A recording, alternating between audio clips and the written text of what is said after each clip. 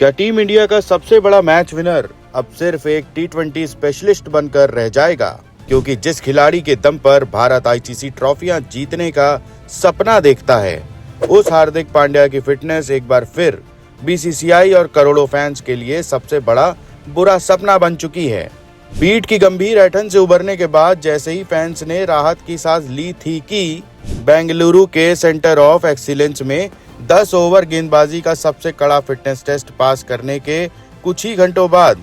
हार्दिक पांड्या को जांघ में एक नई और बेहद गंभीर चोट लग गई, जिसने हर किसी को हैरान कर दिया और वो आगामी अफगानिस्तान वनडे सीरीज से पूरी तरह बाहर हो गए हैं।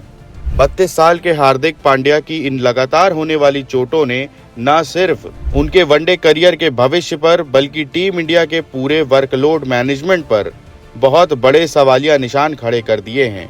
ऐसी स्थिति में अक्सर युवा नीतीश कुमार रेड्डी का नाम उनके विकल्प के तौर पर उछाला जाता है, लेकिन सच तो ये है कि नीतीश अभी हार्दिक का सटीक रिप्लेसमेंट बिल्कुल नहीं बन सकते।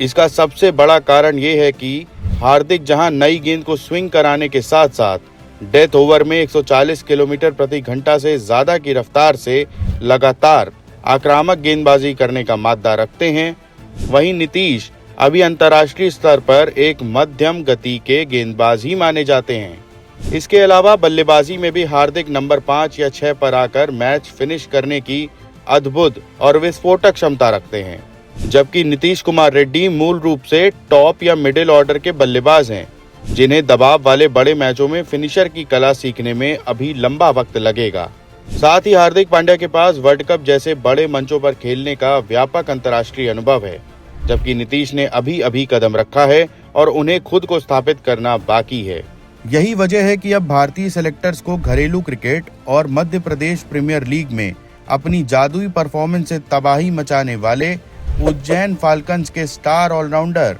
माधव तिवारी की तरफ देखना चाहिए। माधव तिवारी ने एमपीएल के शुरुआती 5 मैचों में ही 66.50 की लाजवाब औसत और 182.19 के तूफानी स्ट्राइक रेट से 286 रन कूटने के साथ साथ अपनी घातक गेंदबाजी से 7 विकेट भी झटके हैं और वो लीग के पहले हाफ में 194 रनों के साथ ऑरेंज कैप के सरताज भी रहे हैं। माधव ने भोपाल लेपर्ड्स के खिलाफ सिर्फ 28 गेंदों पर 61 रनों की आतिशी पारी खेली और 26 रन देकर 2 अहम विकेट भी चटकाए और अपनी टीम को अकेले दम पर रोमांचक जीत दिलाई।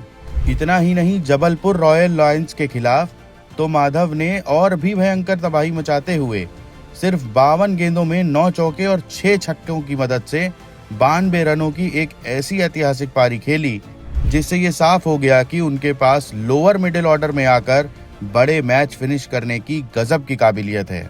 हार्दिक पांड्या की अनिश्चित फिटनेस को देखते हुए भारतीय टीम मैनेजमेंट को अब भविष्य के लिए कड़े फैसले लेने ही होंगे, क्योंकि जब आपके पास माधव तिवारी जैसा इन फॉर्म खिलाड़ी मौजूद है जो गेंद से लगातार विकेट निकाल रहा है और बल्ले से 180 से ज्यादा के स्ट्राइक रेट से मैच फिनिश कर रहा है, तो उन्हें आजमाने में अब कोई झिझक नहीं होनी चाहिए। नीतीश रेड्डी को भी अंतर्राष्ट्रीय स्तर पर परिपक्व होने के लिए समय चाहिए, लेकिन माधव तिवारी जिस बेमिसाल लय में हैं, उन्हें तुरंत टीम इंडिया के सेटअप में शामिल किया जाना चाहिए। आपको क्या लगता है कि माधव तिवारी को हार्दिक पांड्या के बैकअप के रूप में भारतीय टीम में तुरंत मौका मिलना चाहिए या नहीं? अपने विचार हमें कमेंट बॉक्स में जरूर बताएं।